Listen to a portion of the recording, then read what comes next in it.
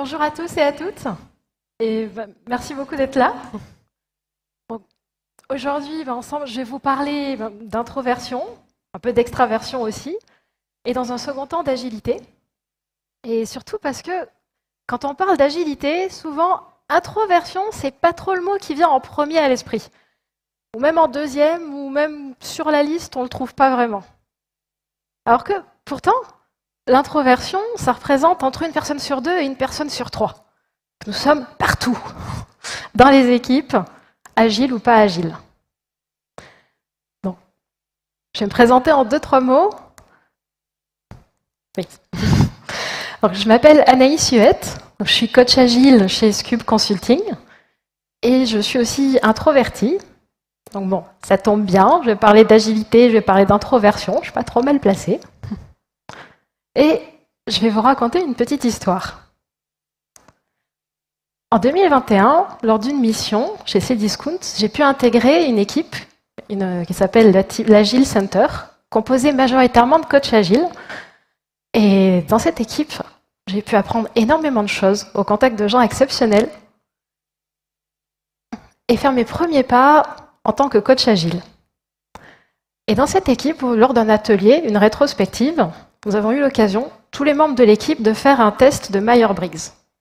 Donc, pour ceux qui ne connaissent pas, en 2-3 mots, le test de Myers-Briggs, c'est un test de personnalité qui se fait quelques minutes sur Internet et qui nous donne plusieurs types de personnalités.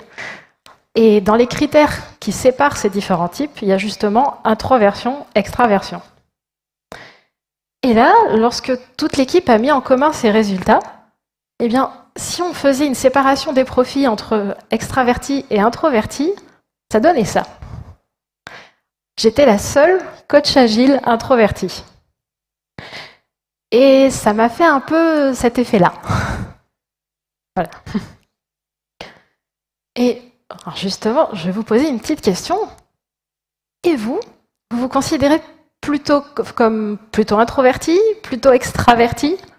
Donc, faire un petit vote à main levée. Plutôt extraverti, je vous propose de lever la main. Ok. Plutôt introverti. Oh. Ça marche. Maintenant que tout le monde s'est positionné, revenons à nos moutons, ou plutôt à nos canards. Bon. Le fait d'être la seule coach agile dans une équipe de coach agile plutôt extraverti, ça m'a fait me poser quelques questions. Je me suis dit, mince, est-ce qu'il n'y aurait pas quelque chose qui cloche? Est-ce qu'il ne me manquerait pas quelque chose pour faire ce rôle de coach agile? Alors je me suis dit, est-ce que je suis faite pour ça? Peut-être pas. Peut-être qu'il faudrait que je fasse autre chose. Après tout, il y a peut-être d'autres options qui sont plus ouvertes à l'introversion. Peut-être que des choses comme libraire, garde forestier, gardien de zoo, sirène. Ça m'irait bien. Mais bon, je me suis dit, avant de considérer une reconversion professionnelle, je pouvais peut-être me poser quelques questions. Déjà, me dire, pourquoi il y a ce biais négatif? Pourquoi est-ce que ce mot introversion m'a fait jusqu'à remettre en question ma carrière professionnelle? D'où il vient ce biais? Et aussi, est-ce que c'est possible d'être coach agile en étant introverti? Et même en allant un peu plus loin, est-ce que les introvertis ont une place dans l'agilité? Et quelle est cette place? Et donc, pour répondre à ces questions, il y a une première question qu'il va déjà falloir se poser, c'est voilà, l'introversion, l'extraversion, qu'est-ce que c'est exactement? Alors déjà, qu'est-ce qu'on pense que c'est? J'ai fait 2 nuages de mots avec tout plein d'idées reçues. Des choses que j'ai lues, des choses que j'ai entendues, et puis mes propres idées reçues. Un sur l'introversion, un sur l'extraversion. Je vous laisse deviner lequel est lequel. C'est pas trop dur. D'un côté, on a timidité, solitude. De l'autre, on a énergie, charisme. Et l'introversion, l'extraversion, c'est pas vraiment ça au final. Alors, d'où viennent les termes déjà? Alors, les mots introversion, extraversion ont été posés par un psychiatre suisse, donc Carl Gustav Jung, en 1921, dans son ouvrage Type psychologique, que je ne vais pas prononcer en suisse allemand. Et dans son ouvrage, il définit 2 grandes attitudes qu'ont les gens, à savoir soit on est tourné vers les expériences, le monde extérieur, donc extraversion, ou tourné vers le monde intérieur, introversion. Alors, le terme serait beaucoup repris, beaucoup réfléchi, beaucoup étudié, et une définition un peu plus récente, posée par Laurie Hawkes dans son ouvrage La force des introvertis, est que les extravertis tirent leur énergie du contact humain. Et les introvertis, eux, s'épuisent à ce contact humain. Ils tirent cette énergie plutôt de la solitude, la ressource. Donc, au final, introversion, extraversion, c'est quoi? C'est une question d'énergie. Et je me suis dit, quand même, être l'un ou l'autre, ça fait un peu binaire, parce que quand j'anime une formation, alors oui, je vais très bien dormir le soir, je vais être fatiguée, mais durant des ateliers, je vais aussi avoir des moments d'énergie, des moments où je vais me sentir énergisée par les interactions. Et ça fait pas très introverti quand même. Et effectivement, on n'est pas forcément l'un ou l'autre. Et Jung lui-même le dit dans son ouvrage, un pur introverti ou un pur extraverti n'existe pas. Il ajoute même qu'une telle personne finirait à l'asile, c'est dire. Donc on est plus sur un spectre entre introversion d'un côté, extraversion de l'autre en extrême, et au milieu, on a la notion d'ambiversion. Et on va se placer quelque part sur ce spectre. Et cette notion de spectre, je l'ai retrouvée dans le test que j'avais fait avec mon équipe sur le Myers-Briggs, donc sur 16personalities.com. Vous voyez mes résultats avec mon petit bonhomme de personnalité. Et je me suis amusée à aller un petit peu plus loin, à refaire ce test plusieurs fois, pendant plusieurs mois. Et à chaque fois, j'avais pas tout à fait le même taux d'introversion. Ça bougeait tout le temps. Alors ça, qu'est-ce que ça nous dit? Que c'est un test qui se fait rapidos en 10 minutes sur Internet et qui n'est pas très fiable? Oui. Mais aussi qu'on va peut-être pas rester pour toujours au même endroit sur ce spectre. On va évoluer, on va changer selon les jours, selon le temps.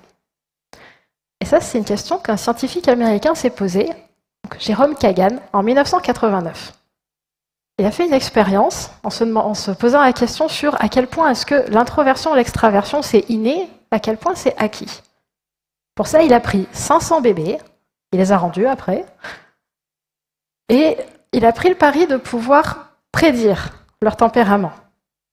Alors pour ça, il les a exposés à tout plein de stimulations, des odeurs fortes, des bruits forts, des couleurs vives. Et il a pu observer que 20% des bébés avaient une réaction très forte, ils criaient, ils gigotaient, oh là là, ça allait pas. 40% étaient pépères, en mode tout va bien, on est calme, ça va. Et les 40% restants étaient un peu entre les deux. Et là, Kagan a pris le pari que ceux qui étaient les plus excités deviendraient introvertis et les plus calmes par rapport à la simulation deviendraient extravertis. Il les a suivis durant toute leur croissance.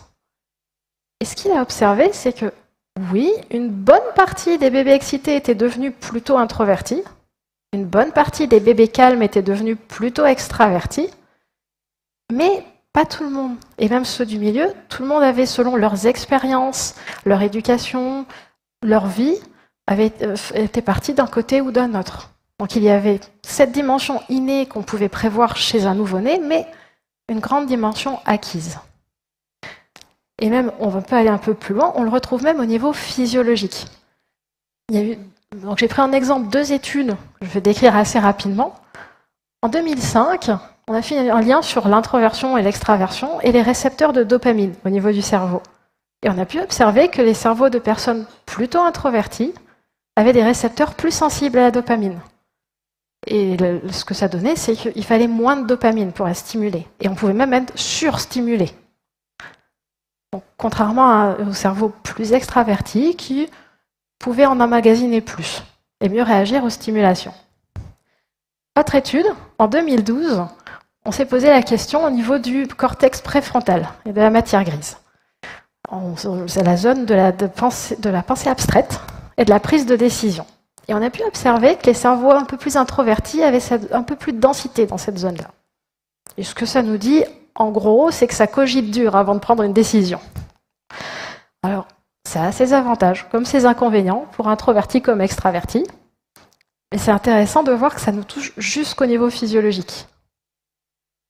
Donc finalement, sur notre spectre, on peut se dire qu'on se pose à un endroit. On va peut-être démarrer quelque part de manière innée. On va pouvoir avancer un peu comme si on avait une fourchette dans laquelle on va évoluer sur ce spectre. Donc, voilà, une fourchette dans un spectre. Donc voilà, maintenant nous sommes des as de l'introversion-extraversion, mais il manque quelque chose. Et ce côté vilain petit canard? Parce que de tout ce qu'on a vu, a priori, il n'y en a pas un qui est vraiment meilleur que l'autre. Et c'est tant mieux d'ailleurs. Et donc ça m'amène à ma deuxième question. D'où vient ce biais négatif? Alors, revenons à notre ami Carl Jung. Quand on revient à son ouvrage Type psychologique, donc le même endroit où il invente le terme introversion, il décrit aussi un préjudice envers les introvertis. Ça date de 1921. Et une théorie d'où ça viendrait a été posée par Susan Cain dans son ouvrage Quiet, qui parle de la révolution industrielle au début du XXe siècle, où à cette époque, il y a eu ce qu'on a appelé l'exode rural. Donc, un grand pourcentage de la population est venu en masse dans les villes avec toutes ces nouvelles ouvertures d'emplois. Et là, on s'est retrouvé avec énormément de concurrence d'un seul coup.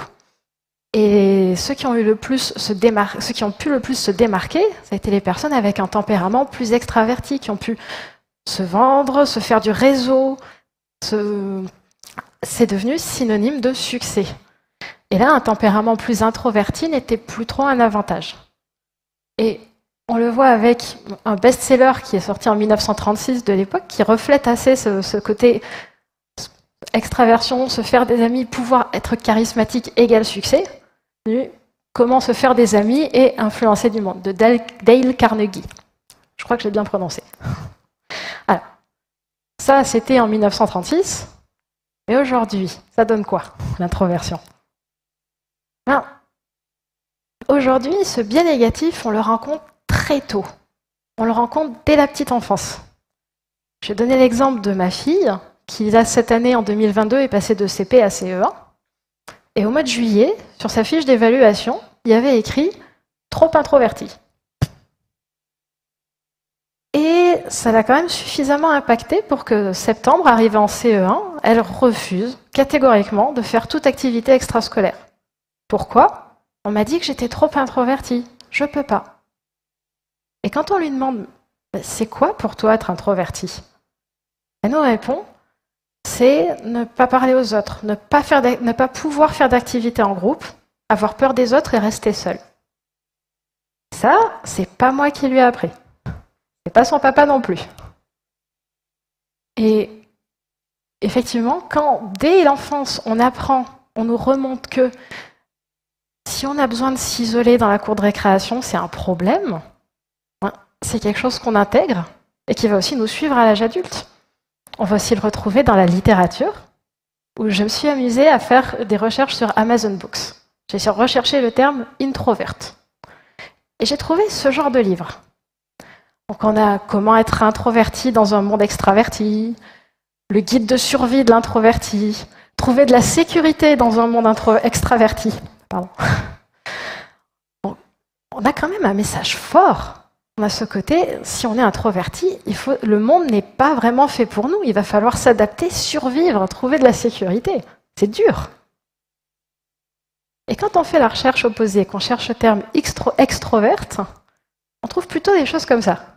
Donc, introverti vers extraverti. Extravertissez-vous. Extravertissez-vous. Le message change quand même. Là, on arrive vers un but à atteindre.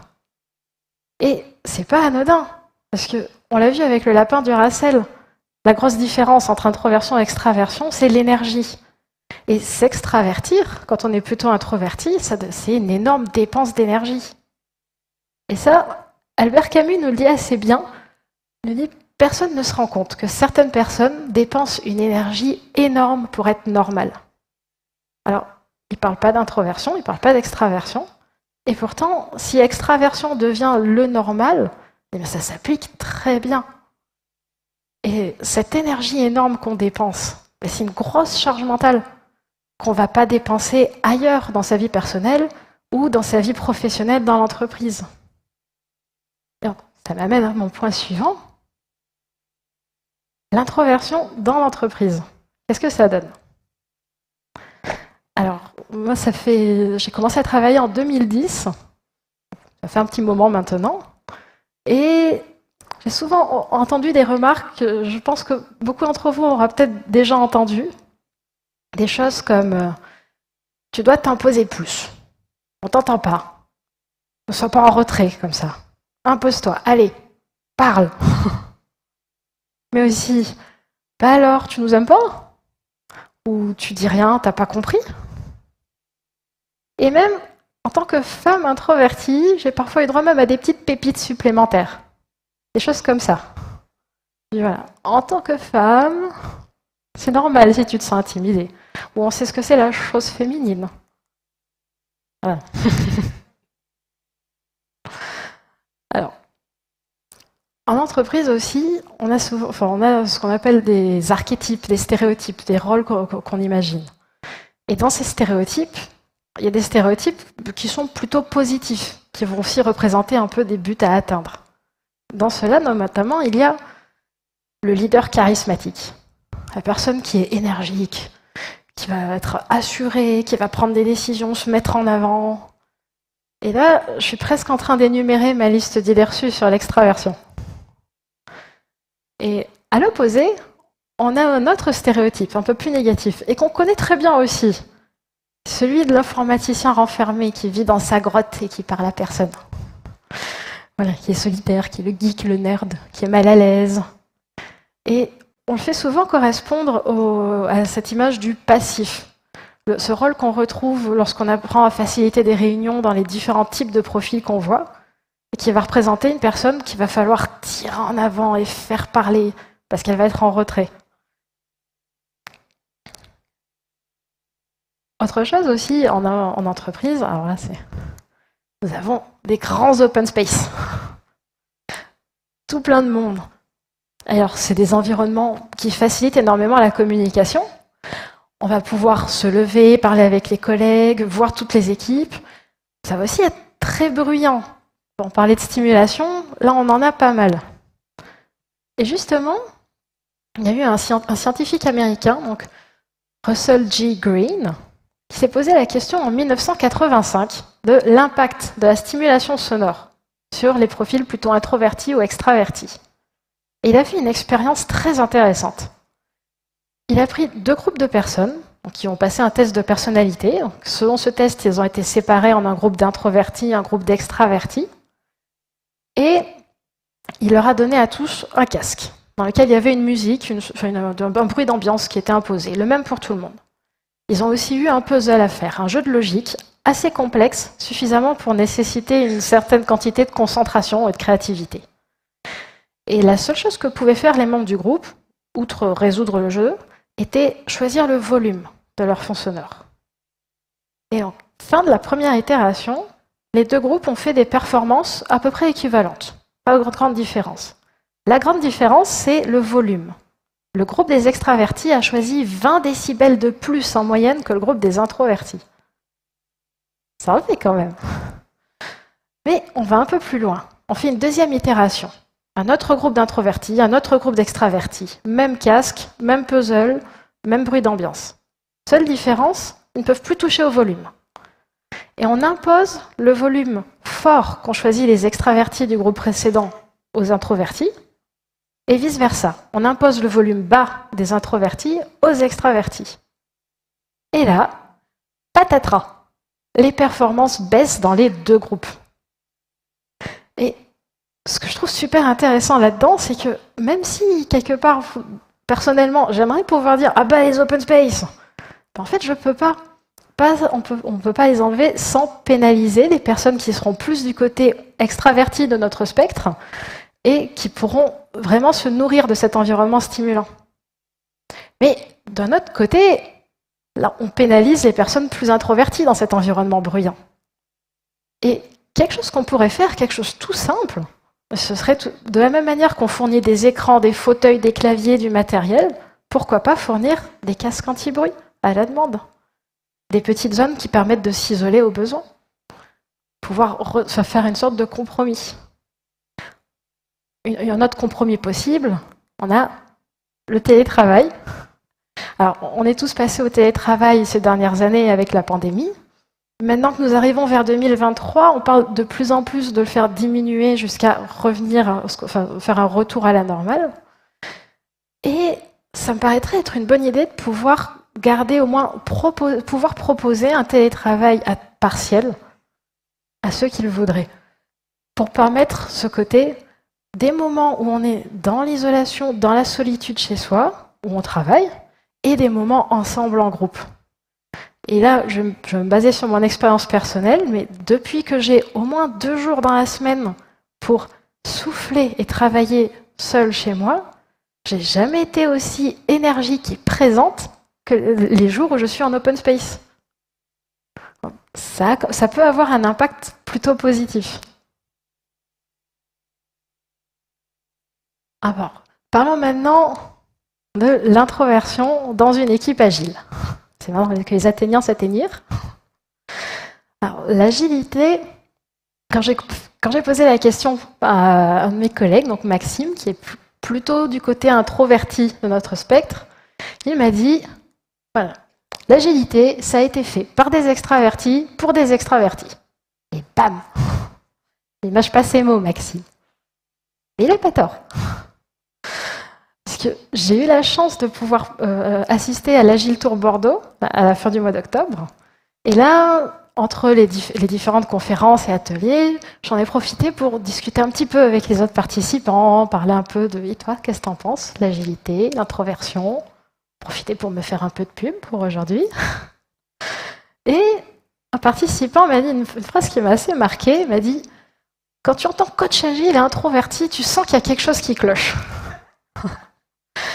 Ça m'a un peu ramené mon effet vilain petit canard là, de tout à l'heure.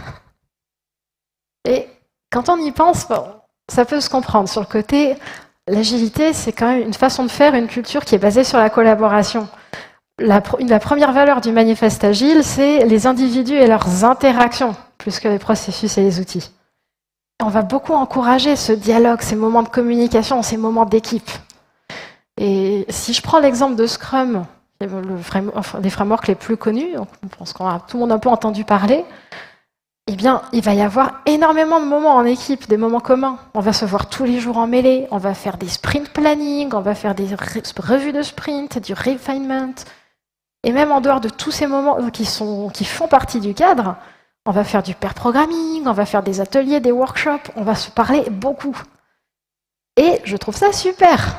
Si je trouvais ça atroce, j'en aurais pas fait mon métier.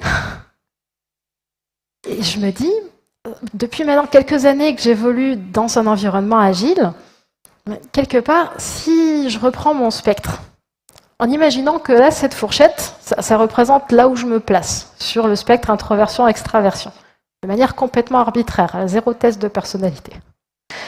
Eh bien, pouvoir évoluer dans cet environnement très propice à l'extraversion, qui étaient ces environnements agiles, ça m'a aussi aidé à cultiver un peu mon extraversion, quelque part. Sans parler de me forcer complètement, comme dans les livres qu'on a vus, je me représente comme ayant pu agrandir un peu ma fourchette. Et je me dis, si c'est possible pour moi de cultiver cette extraversion et d'acquérir un petit peu plus d'aisance dans des moments comme ça, est-ce qu'il n'y aurait pas moyen d'adapter un petit peu des choses dans l'agilité pour qu'une personne dont le spectre serait à cet endroit-là, enfin dans la fourchette, pardon, serait à cet endroit-là du spectre, puisse cultiver un peu son extraversion, comme j'ai pu faire, mais puisse aussi cultiver son introversion. Enfin, on va se dire, pourquoi faire? Et attention, je vais partir dans des grosses généralités, là. Mais associé au tempérament plutôt introverti, plutôt extraverti, on peut avoir quelques forces, quelques facilités dans certains domaines. C'est pour ça que j'ai dit, c'est des généralités. Voilà, on n'est pas, c'est pas non plus, on est plus sur de la corrélation que de la cause à effet. Mais on peut y trouver aussi une certaine logique. Imaginons si je tire mon énergie d'un contact humain, d'une interaction, eh bien, a priori, ça me paraît normal que ça soit un peu plus facile pour moi de retransmettre cette énergie lors d'un atelier, que si je suis en train, au contraire, de dépenser mon énergie déjà. Et je vais peut-être pouvoir utiliser cette énergie que je récupère dans cette interaction pour être plus spontanée, pour improviser et rebondir sur les choses plus facilement. Et à l'opposé, si je suis dans ma zone de confort, dans un moment de solitude, j'aurai peut-être plus de facilité dans cette solitude pour passer dans des moments de grande concentration. Ou lors d'une interaction, pour moins participer et me mettre dans une posture d'écoute. Alors après, si j'ai pu personnellement cultiver un peu mon énergie, ma spontanéité, et gagner un peu là-dessus, ce serait plutôt pas mal de pouvoir aussi en récupérer de l'autre côté. Alors là, et pour ça, qu'est-ce qu'on peut faire? Alors, Steve Wozniak nous dit dans son autobiographie I Was que la plupart des inventeurs et des ingénieurs qu'il a rencontrés sont comme lui. Ils sont timides et ils vivent dans leur tête. Et ça me fait penser un peu à quelque chose. Et les meilleurs d'entre eux sont des artistes. Et les artistes travaillent mieux seuls, pas en équipe. Alors là, si je dis qu'on va enlever la notion d'équipe à l'agilité, il y en a qui vont hurler. Et ce serait un peu pousser le bouchon un peu loin, bien sûr. Mais ce que je peux faire, c'est proposer quelques idées. Qu'est-ce qu'on pourrait faire? Alors, une première idée, ce serait de pouvoir programmer des moments de travail dans la solitude. J'imagine que beaucoup d'entre vous le font déjà parfois. On se case un petit créneau sur son calendrier Outlook. On se dit, bon, hop, à ce moment-là, c'est mon moment de travail, et on fait sa journée. Après, souvent, lorsqu'il y a une petite urgence, un besoin, quelqu'un qui veut parler, c'est souvent le premier créneau qui saute. C'est normal. Et ce que je propose pour aller un peu plus loin, c'est de mettre un moment de solitude qui reviendrait, quelque chose comme 2 heures par semaine, une demi-journée en étant optimiste, et qui soit aussi casé et non négociable que les autres événements de la méthodologie, du cadre agile qu'on suit. Donc, tout comme si on suit Scrum, on fait un sprint planning à chaque sprint et ça ne va pas bouger, rendre ces moments de solitude, de concentration, de travail où tout le monde est isolé, à la limite en binôme pour ceux et celles que ça rendrait un peu mal à l'aise, on pourrait avoir ça en place de manière à... je perds mes mots, désolé. De manière à le rendre aussi important et aussi sérieux que les événements en commun, en groupe, qui constituent souvent ces cadres agiles. Une autre idée. En complément du brainstorming, quand on fait de l'idéation, le brainstorming, c'est on pose une question et tout le monde va échanger à l'oral, écrire sur des post-it, on va beaucoup discuter, échanger, on va générer une énorme quantité d'idées, c'est le but. Faire aussi du brainwriting. L'idée du brainwriting, c'est un peu la même chose que du brainstorming. On va poser une question, on va vouloir générer de l'idée, et là on va faire ça dans un moment de silence et de concentration. Et on va procéder comme ça. Chaque participant aura une feuille A4, ou autre chose, avec 3 colonnes, et autant de lignes qu'il y a de participants. Et chaque personne va pouvoir écrire 3 idées sur sa ligne, faire circuler la feuille, récupérer la feuille de la personne à côté, écrire 3 nouvelles idées, en pouvant construire sur les idées qui étaient déjà écrites ou pas, et on va faire tourner. Et à la fin, on aura généré une énorme quantité d'idées, comme un brainstorming, mais dans un moment tout en silence. Et mon idée, ce serait de pouvoir faire les deux. Parce que personnellement, dans un brainstorming, je ne sers pas à grand-chose. Je serais probablement plus efficace dans le brainwriting. Mais ce ne sera pas le cas pour tout le monde dans l'équipe. Et pouvoir un peu combiner les deux quand on veut générer des idées, ça permettra, selon les zones de confort et aussi le mode de fonctionner de chacun, à tout le monde de s'exprimer. Et en plus, on génère 2 fois plus d'idées. On y gagne. Une autre chose, la règle des 2 pieds. Alors, la règle des 2 pieds, qu'est-ce que c'est? L'idée, c'est j'ai 2 pieds, je sais m'en servir. Si l'événement auquel je participe ne m'apporte rien et que moi, j'y apporte rien non plus, personne ne se vexera, je vais pouvoir m'en aller. La partie dure, c'est personne ne se vexera. Alors, ça, pour le mettre en place, l'important, c'est de bien poser les règles dès le départ, en avant l'atelier, et on n'est pas obligé de faire « on quitte la salle, on s'en va, on quitte la réunion ». On peut le faire de manière beaucoup moins vexante, on va dire, en ayant simplement dans un atelier.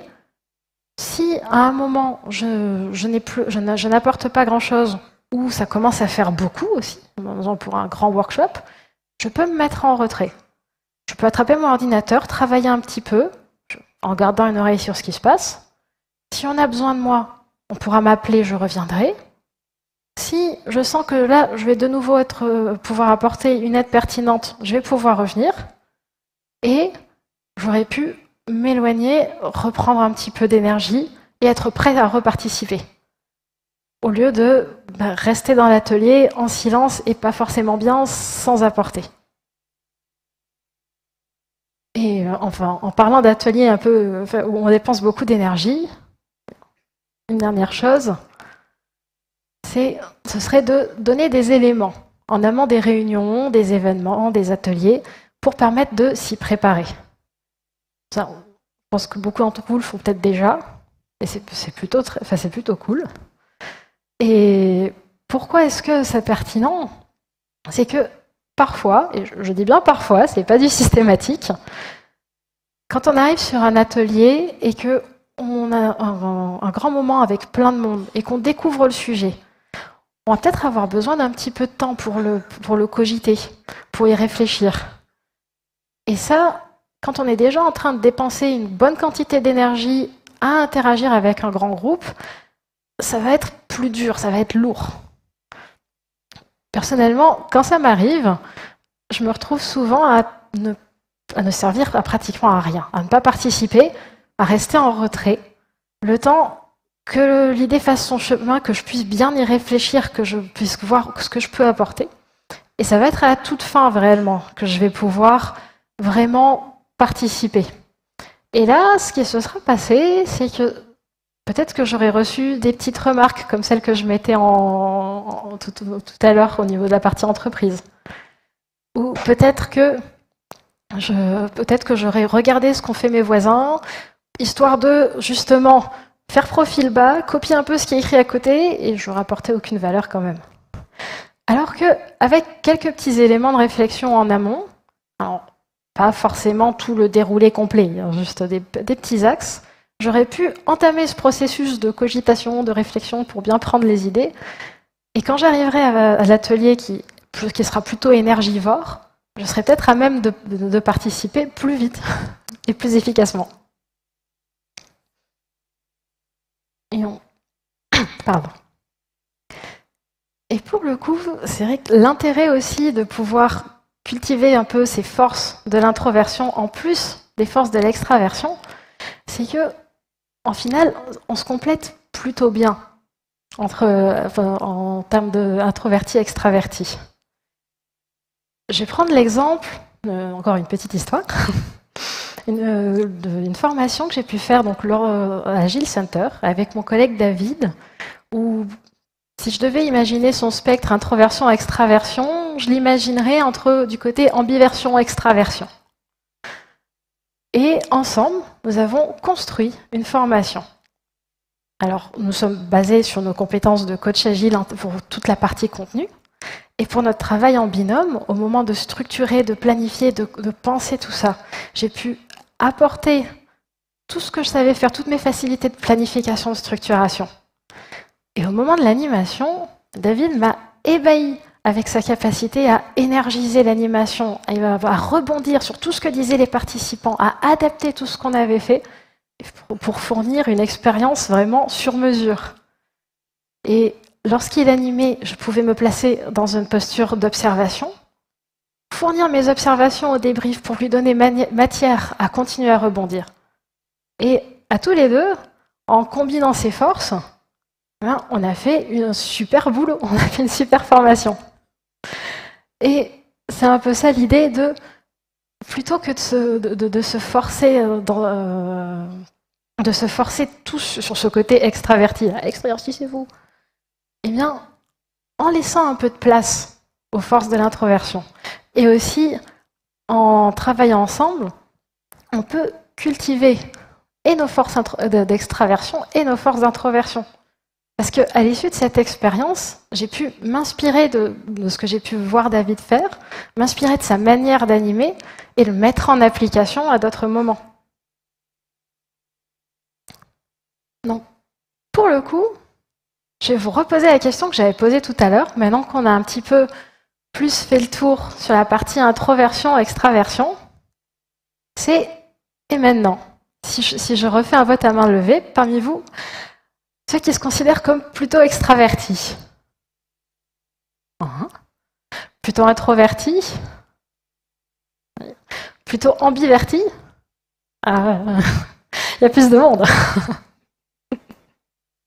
Et c'est vrai que, au final, en conclusion, quelque chose qu'on peut dire, c'est que si on revient sur la question de base, quelle est la place des introvertis dans une équipe agile ? Bien, on peut se dire que la place des introvertis, c'est la même que celle que les extravertis, parce qu'on est tous un peu des deux. Et en faisant un peu de place pour notre introversion à tous, on peut apporter des forces à l'équipe, apprendre des forces de ceux qui vont être plus côté extraversion, plus côté introversion. Et surtout, en laissant cette place à l'introversion, tout le monde y gagne.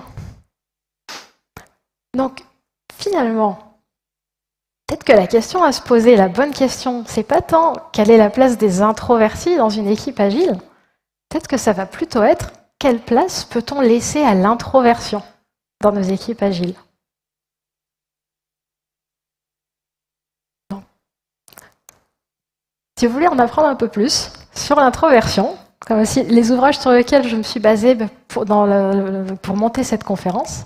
Donc on a Quiet de Susan Cain, qui a aussi fait un TED Talk sur l'introversion que je vous conseille de voir, qui est vraiment chouette. On a Introvert Doodles, qui a fourni les petits comics humoristiques que vous avez pu voir à 2-3 endroits. Donc La force des introvertis de Laurie Hawk, Type psychologique de Jung. Et pour le coup, je vais vous dire un grand merci. Merci à tous.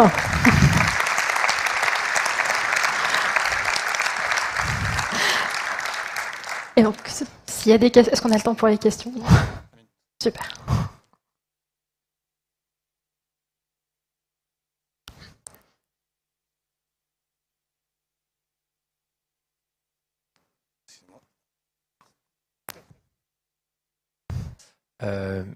C'est bon, on m'entend? Ouais. Déjà, merci beaucoup, c'était ultra intéressant. Une très belle approche et plein de bonnes questions. Moi, je me situe plus dans les gens un peu extravertis, on va dire. Et en équipe, j'ai souvent, enfin en tout cas on m'a fait la réflexion, j'ai peur d'écraser les personnes qui n'osent pas dire les choses, n'osent pas parler de leurs idées. Est-ce que c'est quelque chose que toi tu as expérimenté et dans ce cas, quel conseil tu pourrais donner à une personne qui, comme moi, se sent plus extravertie, n'a pas peur d'ouvrir sa bouche durant les réunions, etc. et voilà. Merci beaucoup. Merci. Quel conseil je pourrais donner pour pas avoir l'impression d'écraser? Je dirais peut-être simplement, de temps en temps, peut-être valider, poser un peu une question du qu'est-ce que tu en penses? Est-ce que tu veux apporter quelque chose? Puis là, oui ou non. On n'est pas forcément être disposé à parler tout de suite. Mais voilà, je dirais simplement poser quelques petites questions de temps en temps pour s'assurer que est-ce que tu veux parler? Non? Ok. Oui, à ce moment-là.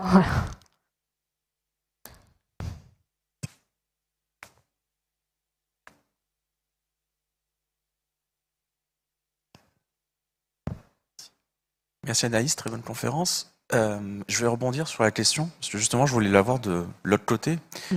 Donc là on a vu comment l'extraverti peut aider l'introverti à sortir sa question, mais comment, si la personne est introvertie, peut-elle faire pour se forcer, parce qu'a priori c'est compliqué, c'est une dépense d'énergie, pour se forcer à intervenir dans une réunion ou à apporter quelque chose, parce que bien souvent il y avait des bonnes idées, on les a vues après, parce que l'introverti, comme tu l'expliques, a plus tendance à vouloir se focaliser seul et ressortir, comment dire, analyser la problématique et la sortir plus tard. Comment faire pour que l'introverti puisse la sortir beaucoup plus vite? C'est compliqué, je sais pas. Oui.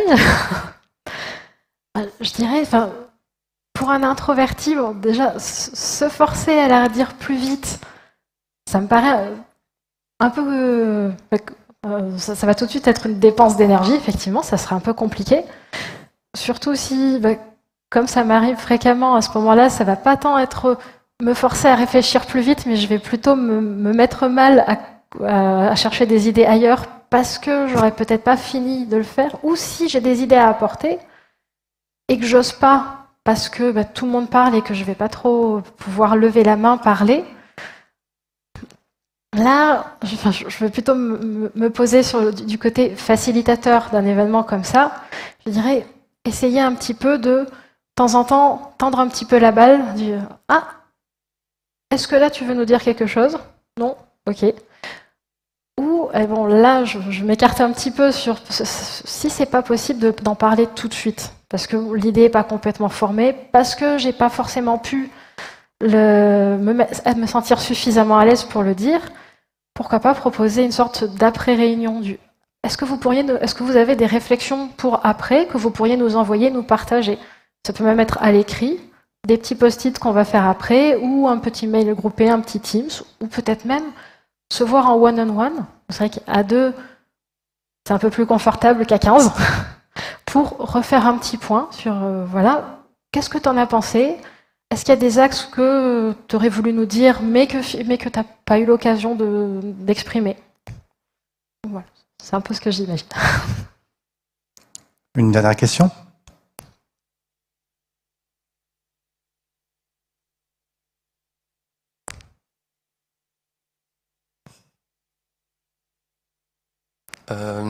Je voulais me demander, ça fait bizarre, je me demandais en tant que membre d'une équipe, lorsqu'on a affaire à une personne qui justement est extrêmement extravertie et qui prend beaucoup de place dans l'équipe, on peut l'amener à prendre conscience qu'elle doit aider au contraire les autres personnes à s'exprimer et à plus participer dans l'équipe et pas prendre autant de place qu'elle en prend.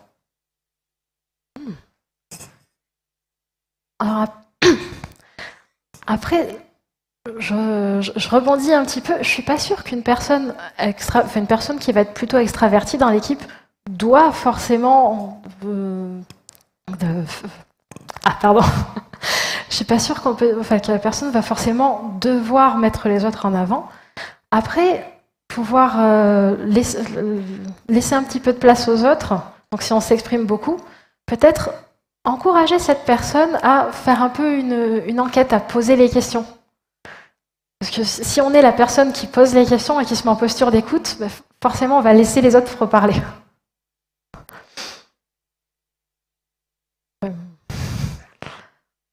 Est-ce que est-ce que c'est bon, ça faisait le tour?